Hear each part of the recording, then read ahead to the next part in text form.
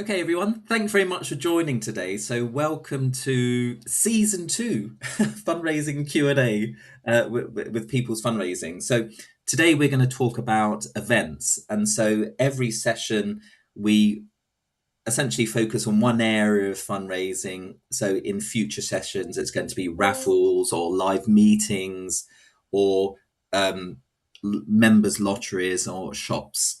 And so, essentially, the format is I'll go through setting up one of these pages, talk about the different ways people are using them, and then take any questions.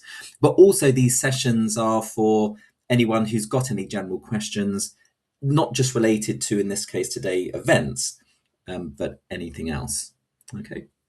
So just to start off with, does everyone on the call know what People's Fundraising is and what we do? Or I suppose I could ask it in a different way. Who doesn't know what People's Fundraising is? Okay, so I'll assume that's everyone then. Everyone knows what People's Fundraising is. Okay, so let's start talking about events then. So events are a really, really good way of raising money for charities. When charities first start to expand out of just accepting donations and asking their supporters to do the Cape Bank marathon style fundraisers, events is generally one of the first tools they use for fundraising. And then also, it's generally events and raffles people start dipping their toes in when they start getting a little bit more advanced. Okay, so events on our platform, you can use them for physical events, so to manage things like entry and purchasing of items, and also they can be used for online events also. So let's go through and set one up. So hopefully everyone's got their account, and if you log into your account, you'll see something like this, your control panel. On the left-hand side, we have quick statistics, which gives a real-time view of all the fundraising streams in one place. We've got our launch pages, our campaigns. All charities, we say, should be campaign focused when they come to fundraising. So I give the example with a parent-teacher association. A campaign for a parent-teacher association could be, we're raising money for new books for a library. Another campaign could be, we're raising money for new equipment for a playground. Another campaign could be, we're raising money for the low-income kids to support them through summer. And so it's really good at that as a charity, as a PTA, as a not-for-profit, as opposed to just say, we are raising money, we are running an event, give us money and then we'll go and do good stuff with it. It's always better that you identify the areas that you're raising money for, create campaigns out of those, and then set up your fundraising tools to support those particular activities. Generally, charities always receive more income if they do it that way. Okay. All right, so let's set up an event then. All you have to do is click events and then create an event page. On all of our pages, every page has a page name and a page description. So our first event. When it comes to descriptions, we always say keep it short and succinct. And on all of our pages, you can display the total generated by the page or not, the total number of supporters who've purchased, and also the share button. And on all of our pages, every page has a unique page address, and also all of our pages have their own QR code as well. So QR codes are really great for printing out and putting physical locations. If you're a PTA, you could print it out and you could put it on the school gate. If you're a charity and you have maybe charity shops, you could print them out and you could put them in the shop window, you could put them at the till. If you have an office, you could print them out and put them all around the office. Now, with our events, you can also specify a start and end date for the event or not. Okay. Now, we give you loads of different types of options, or loads of options that you can change the user experience. So, for example, this event could represent a continuous activity over time where there's no particular start and end date. An example of that is the form or the event page you use to sign up for this meeting, whereby there was no event start and end date, but the tickets themselves define the date of the occasion. Okay, so or you can just keep a start and end date on. So let's say we're going to do an event on the 21st. It's going to start at 10 a.m. and then the event is going to finish at the 21st, and it's going to finish at 1 p.m. Okay. Now, also, events, they can have venues or not. If you turn off the venue, obviously, there's no venue associated to the event. If you put a venue on the event page, there'll also be a little widget that shows where the event is. And also, within that widget, you can say, how do I get there? So you can, there's a little car icon or railway icon you can click on, and it will open up a Google Maps and it will show you how to get there. So let's add the venue address just to show.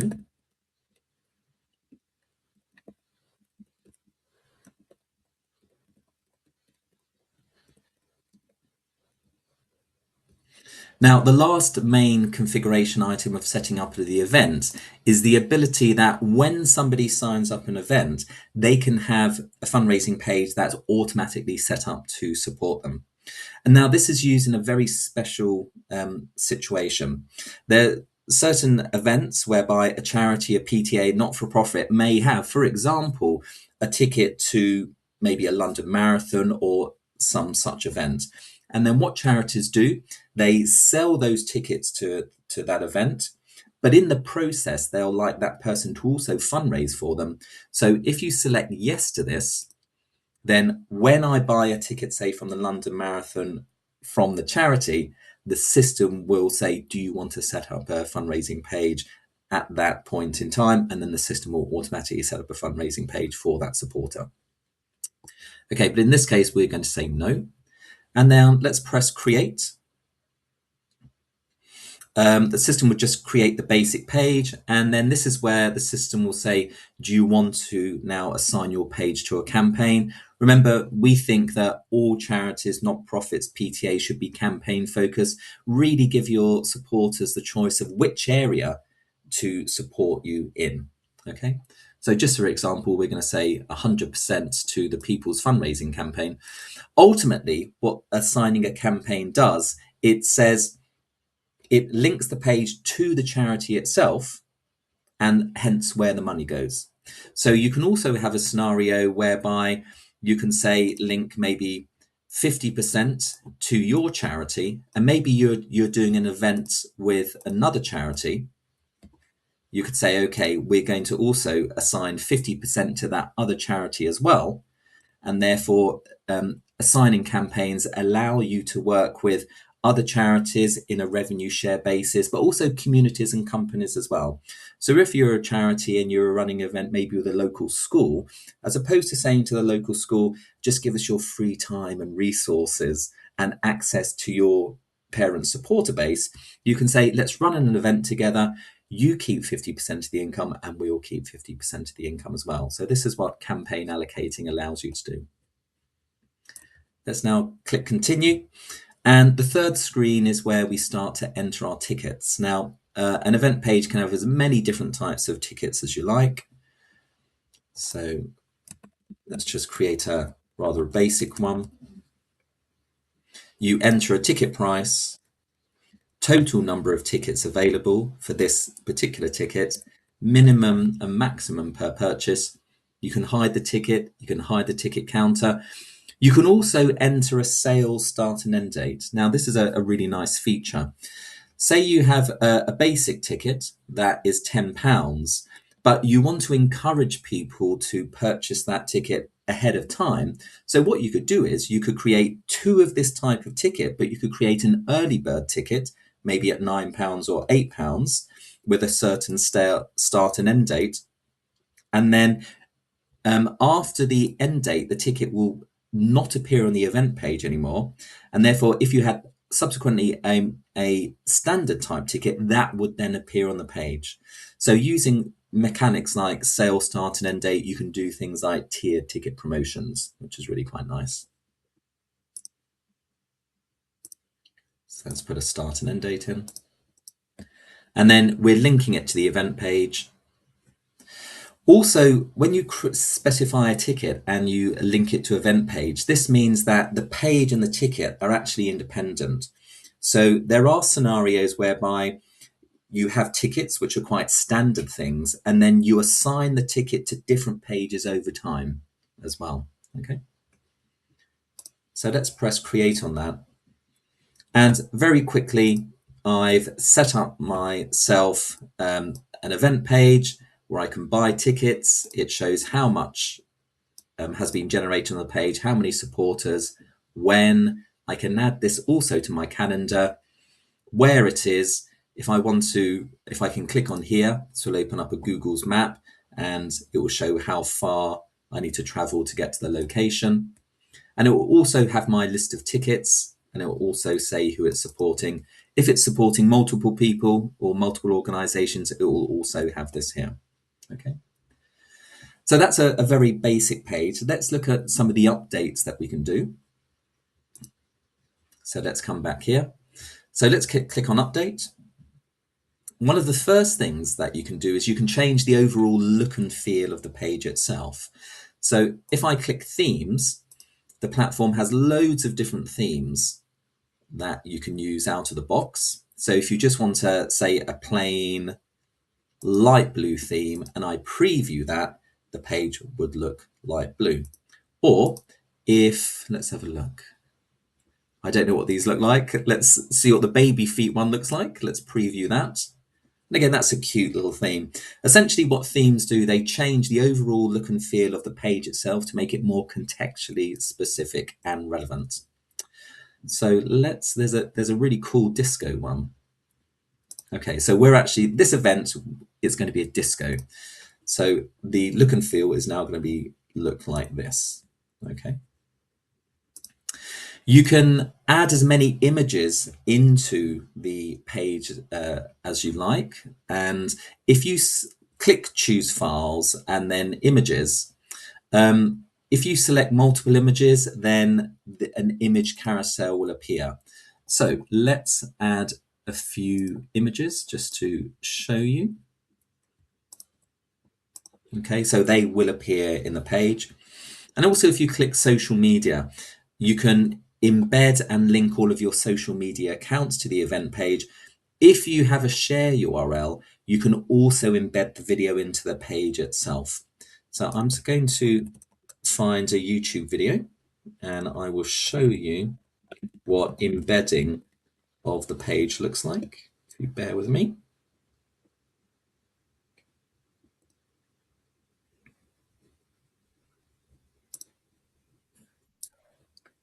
So you go to YouTube, you access the share URL, and then you paste the share URL there. Now, always look out for the More button as well. The More button has some really interesting additions. So you can embed documents. You can embed things like PDF documents, Excel spreadsheet documents, and such like. So one of the use cases of that is if this is an event and it's a black tie do, for example, with a menu, you can actually embed the PDF of the menu into the page itself, which is quite a nice little feature. So you have an event page, you're selling tickets for the black tie do or ball, individual tickets, group tickets, discount tickets, and then you've got a PDF of the menu. How nice is that? So you can embed documents, you can turn off and on payment methods. This is quite a nice feature. Some payment methods incur a higher charge. So PayPal is a high charge payment method at the moment. So if you like, you can say, I don't want to accept payment with PayPal, or you can leave PayPal on. We also have a gift voucher system on the platform as well. And you can say, I don't want to accept gift vouchers as payment. Okay. By the way, we think about over 90% of people now pay with Google Pay, Apple Pay. So always keep that option on. Let's go back to the More. You can do small things like small additions, like change the item ordering. So by default, your tickets are ordered A to Z according to their name, but you could do Z to A, high to low in terms of price, low to high in terms of price as well. Also, check out the optionals tab. What the optionals tab allow you to do are link your event page and the purchase experience to some other type of page. So if I click optional donation, I can link this event page to a donation page. And that means that when somebody goes to purchase their event ticket, they'll also be asked if they want to make an optional donation at the same time, which is great, right? You always want to give your supporters options to give you as much money as they want to give you. We always never think that you're going to your supporters and asking or begging them for money. Always think about it in terms of you're giving your supporters options for them to give to you, because what you're doing is amazing. People love what you're doing and they want to support you in the way they can. So linking option donation from that perspective is really quite important. For example, if you're only selling single tickets, and a ticket is £10 each, and I'm a supporter, and me and my wife and my son want to come to the event, that's £30. But what happens if I actually want to give £100? Therefore, this is why you want to link an optional donation page to it. So I pay my £30 for my 3 tickets, and then I give the £70 extra that I want to give you at that point in time. And by the way, that donation can also be gift aided, which is also a 25% uplift. Okay, the ticket purchase can't be gift aided, but the optional donation can be. We've also got the optional tombola, and this is just really quite a nice, cute feature. When somebody, if you link a tombola page to it, then when somebody buys a ticket, they will be automatically entered into a tombola draw. So a tombola is an instant win raffle type scenario, and this almost becomes an incentive to purchase. It's a nice little extra feature that can use to present to your supporter base, and it's just a little bit more engaging. Finally, for the optionals, you can also link memberships to the page as well. So on our platform, obviously, we've got a membership system. You can create a membership system for your individuals. Maybe you have a gold, silver, bronze tier. You can have a membership for engaged communities, schools, clubs, etc. You can have another membership scheme maybe for companies who are supporting you. So you set up a membership scheme, and then if I had defined any memberships, then the memberships would appear here. And then I could restrict the purchases to memberships that had previously been purchased. So that also means now that not only can you run events that are open to everyone, but you can now run members only events, which is a great thing, because it adds value to the membership schemes that you provide. Okay, so we have Impact Champions. There's a whole session talking about Impact Champions, so we won't really focus our time on Impact Champions. And lastly, we have a relatively new feature called labels. Now, what labels allow you to do is, if I preview my page, you will notice that there are certain labels like about here and supporting and updates that a lot of people have said, look, I've got a certain event. Can we just change this label to something else? Can we change this label to something else? Can we change this label to something else? So with labels, you can essentially change any label on the page. Now that means then, in terms of configurability, you can essentially change anything about the page itself. And so what we're trying to do with our platform is to provide you with the tools that are absolutely tailored to your use case. So it's small things like changing, for example, if a ticket is sold out, instead of saying sold out, you could put something like, unlucky this time, or something a little bit more personal to your charity and to your nonprofit. Okay, so let's now click update on the page, and let's view that page again. So the theme has been changed. I've got some images embedded, which turn out to be an image carousel because I've added multiple images. We've got a video embedded because I linked that from YouTube using the share URL. And again, I can go and buy my tickets now. Okay. Right, so that's one level of update of the page itself. There's a whole load of other things you can do on the event page as well. So let's drill down into some of those. If you click the More button outside of the event page, there's a few things that you can do. So you can add an email notification, or you can add a notification message. Now, what an email notification message is when somebody purchases their ticket, they're going to get an email describing the purchase. And you can see those email templates. Generally, if you click Help About Manage Pages, and it says click View to view the ticket purchase email template. So I click View, and this is the template that's used to send out to the supporters after they've made a purchase. So it would generally have Dear First Name, and then it's got add your own custom wording here using their email notification message. So if we come back here and we add an email notification message, whatever wording you enter here will appear here. And it allows you on a page per page level just to add an extra bit of customization to the email that is received by the supporter. Okay. Also, what the email notification message also says is it just says, thank you for buying a certain amount of tickets. You can view the page.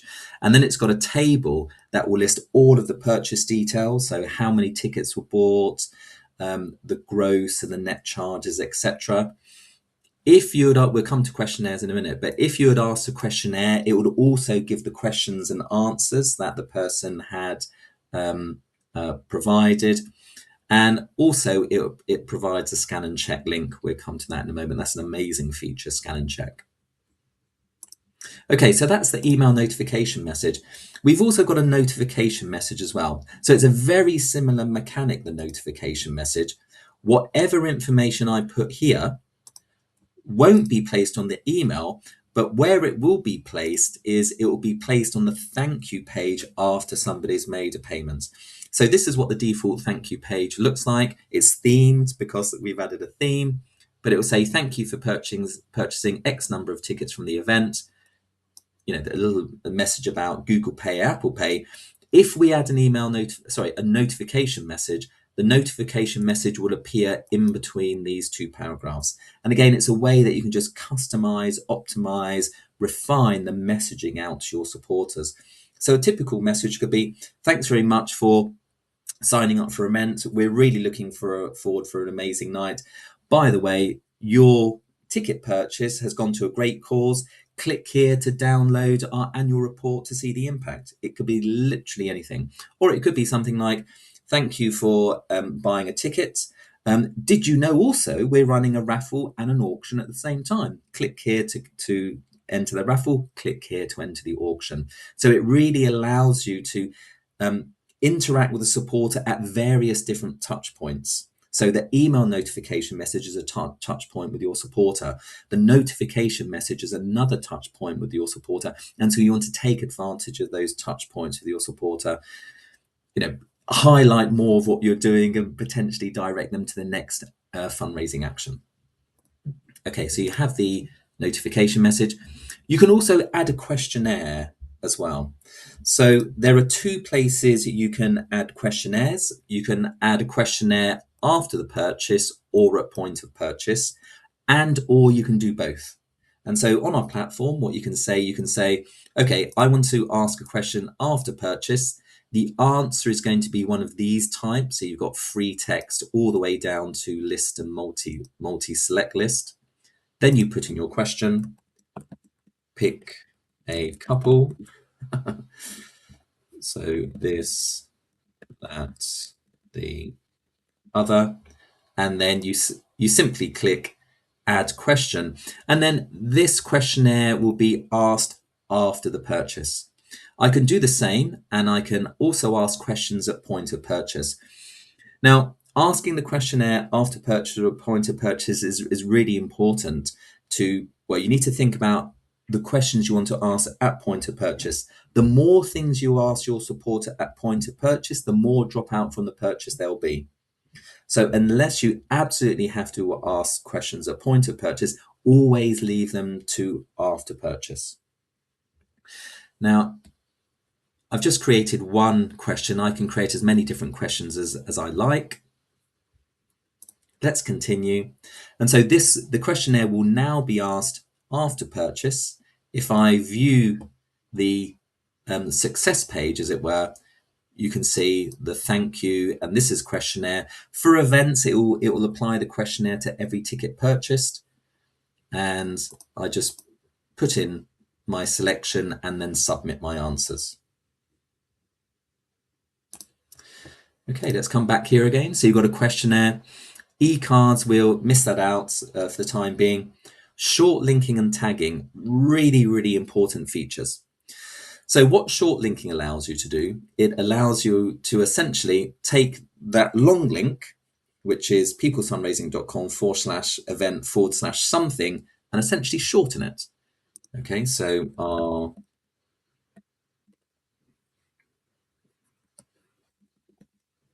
our first event.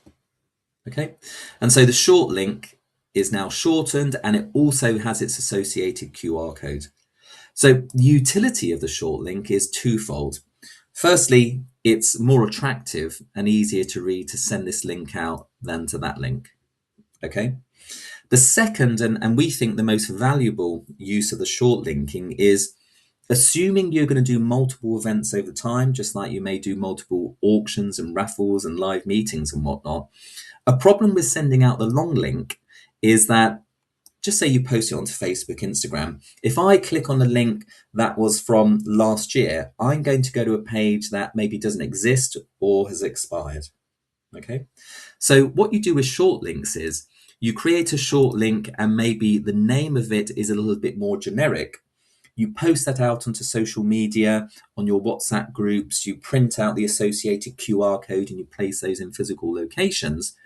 And then when you have your next event, you remove this short link from the current event and then you assign that short link to the new event. And therefore, that means you've got one link to your current event and every future event. You've got one QR code to the current event and every other event into the future. And so a post you make now, in a year's time, if I click on that link to an event that was from a year ago, it will then go to the most current event. So it's really a good way of supporting and directing people to your current event. Okay. So alongside short linking, we also have tagging. Tagging is another very straightforward feature, but really, really beautiful. You're going to get your QR code to your event page and your link, and you're going to post them in all sorts of places. The local newspaper, you're going to give the link to resellers, you're going to put it on Facebook, you're going to put it on WhatsApp groups, you're going to publish it on email broadcasts. And it's really important to know from where people are scanning and clicking. A lot of people use things like Google Tag Manager, and then I think there's a similar Facebook technology. The problem with those is they don't really describe the source and destination. And the other problem, they just describe a journey through that particular ecosystem. Another problem is that if I'm on Facebook, yeah, that's great. Maybe I can monitor people's progress through Facebook. But as soon as I come out of that ecosystem, I've lost that trail.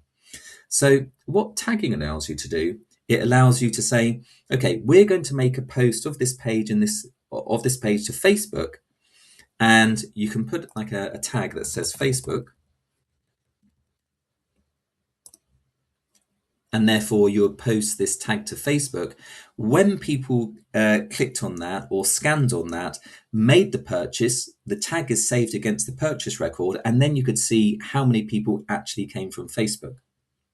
Or, so essentially it describes the source and destination. Or you could refine that more. You could say Facebook post 1, Facebook post 2, Facebook post 3, WhatsApp post 2, post 3. You could have reseller 1, 2, 3. So even the resellers have got their own link and QR code. You give the link to the reseller and their QR code, and then you can see how much John generated in terms of a reseller. Or just say you've got a physical location. You could have shop window. So you put the QR code in the shop window, somebody scans the QR code and makes a purchase, and then in the purchase record you could see that X amount of people actually scanned from the shop window. This is really, really important management information that all charities should use. And you use it then by saying, okay, we now know that 30% of our traffic comes from one channel, 20% from another channel, etc. And there it allows you to make decisions like, okay, should we invest more time in particular communication channels, or should we stop particular communication channels because we never get any traffic from that? So use this, really, really use these techniques to refine your engagement with your audience. Right, and that's tagging. Just one last note on setting up events. I mentioned about scan and check, and scan and check is a really, really important feature as well. And so I showed you the email template. It talks about the complete purchase itself, but then also it's got this scan and check QR code. Scan and check is a really, really important feature, and this is the reason why. If I buy a ticket to enter a premises, the question is, how do I control who's come in and who's left those premises? So what scan and check allow you to do is somebody buys a ticket, they're going to get an email with that QR code. When they present that QR code, maybe at point of entry, you can scan that QR code, which will bring up a page of what that person has bought.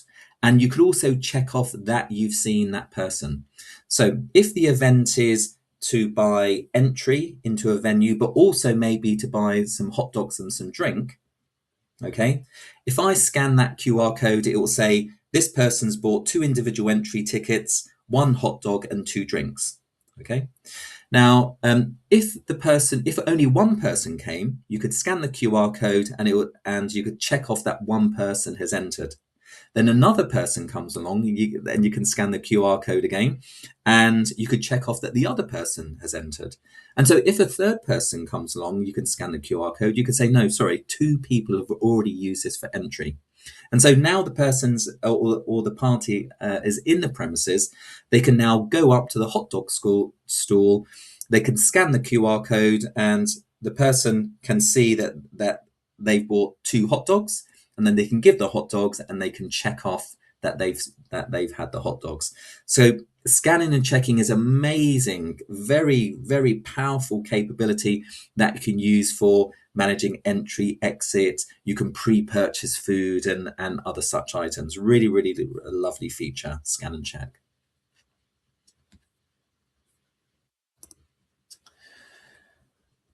And just in terms of some examples of pages that you signed up on one of our pages to attend this event, you probably noticed that no payment was required. So that's another use case for our event system. So the first use case is payment is required for attending an online event, offline event. Another use case is that, and by the way, this is an example of multiple tickets for an event. Another use case is you use it to register for that event. For example, I know I talk a lot about PTAs, but if you're a PTA and you're looking for volunteers, you could set up an event and say, do you want to volunteer? And in what capacity do you want to volunteer? Or this is another use case. Do you want to just register to attend the Wednesday's Q&A? Okay. There's lots of other events you can find on people's fundraising. So if you go to the Find a Fundraiser and click events, click search, and there'll just be loads of, this is our event that we've created. There'll be loads of events on here that you can get some really good examples and ideas from. So I have no idea what these events are going to look like, but let's check out a few examples. It's always quite exciting to see what these are going to look like. Let's check this one out. So mouth cancer charity ball. It's, when is it? 30th of January. This is the location. You pay a deposit and a table deposit. That's quite nice. Again, default look and feel for people's fundraising. Puppies and bubbles. No idea what this is all about. Oh, so that's quite nice. You can buy different tickets at different times, which is quite nice. Autistic burnout workshop. This is an example whereby they've removed how much is generated on the page and they've put on how many supporters are going. I can add this to my calendar, shows where it is, a nice little embedded image there. This is an example of adding the image to the ticket itself. Okay. And this one, I really like this look and feel actually. And it looks like that they've set this up to allow their supporters to purchase tickets into the future, which is quite nice.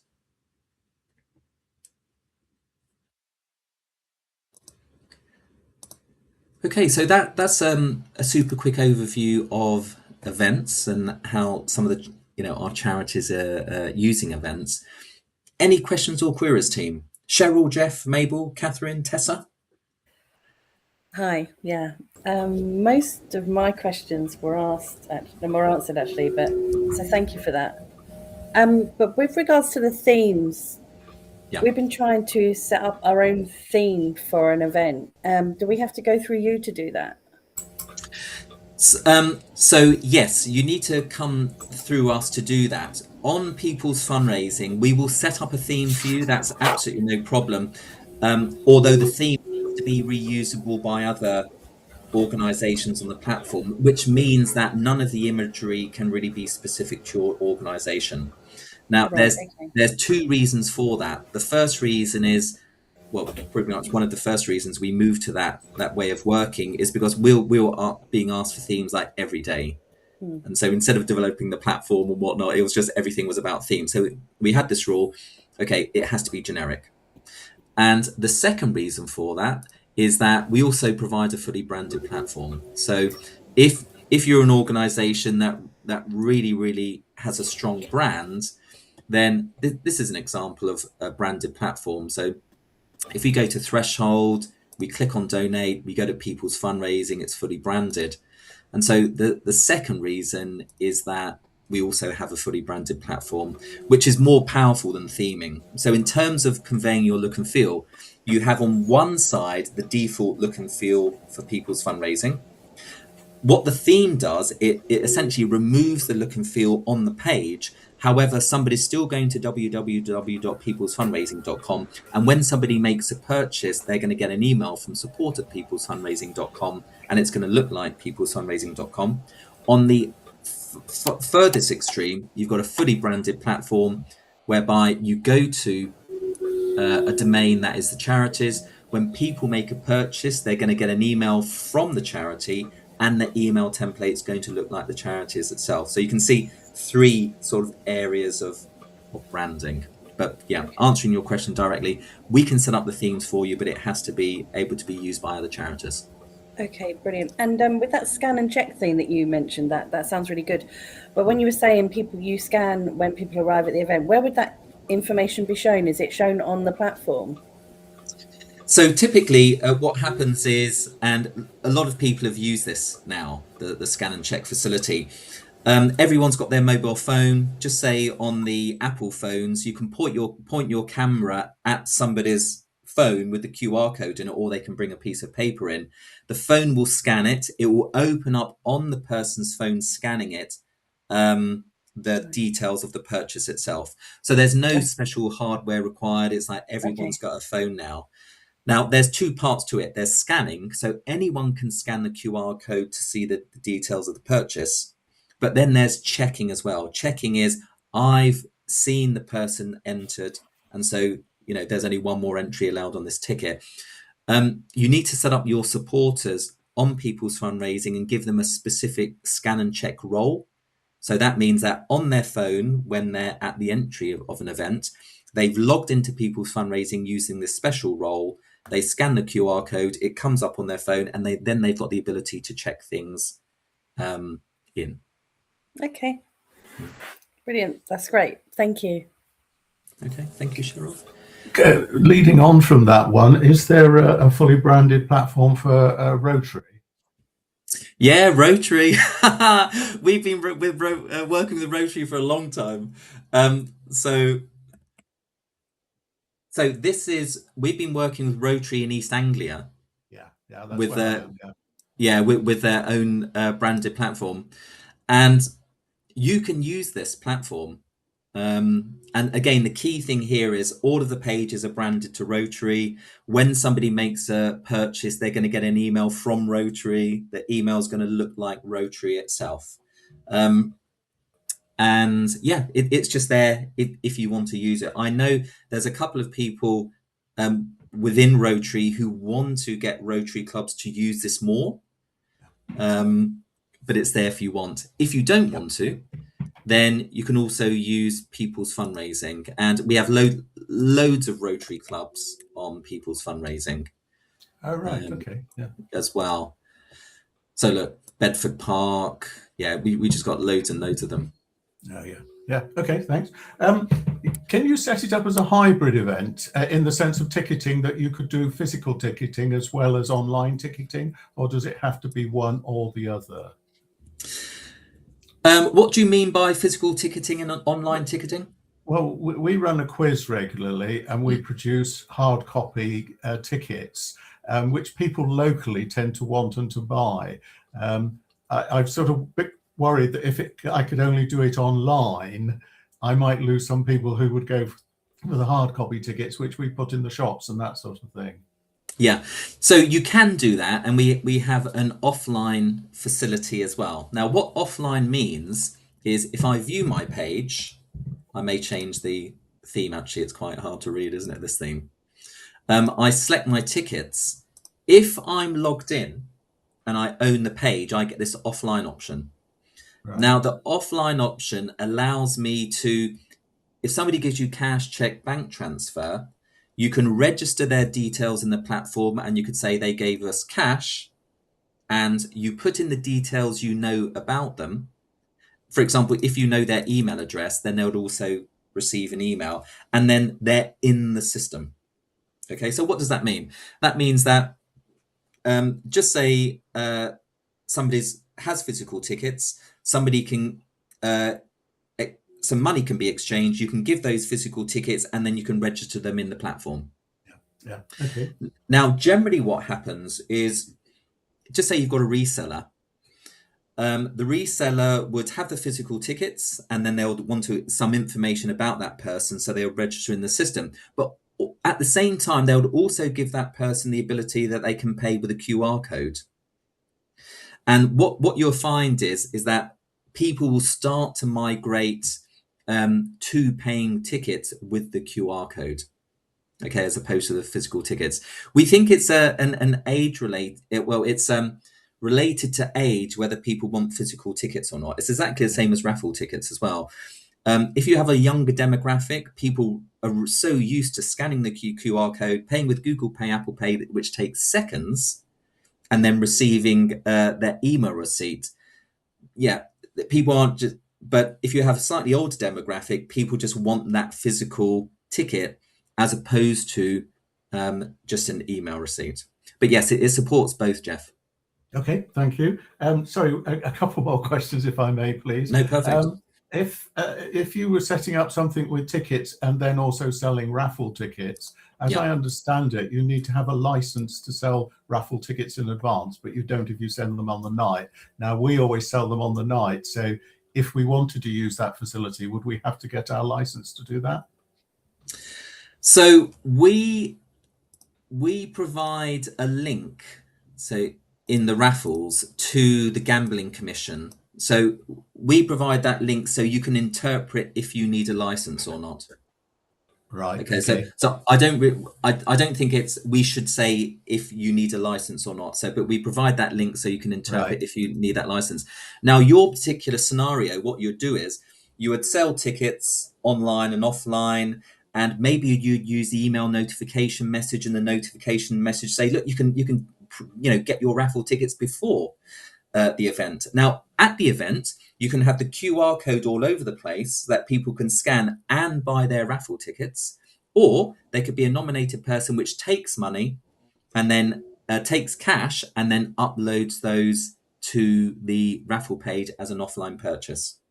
Okay. Right. And just one last question. You were talking about a link from Facebook from your event page. Does it work the other way, that once you've got it on Facebook, that links then back to the event page? Is it two-way? Oh no, that's what it is. So you'll take your link, your long link or your short link or your QR code, and you'll post them into Facebook.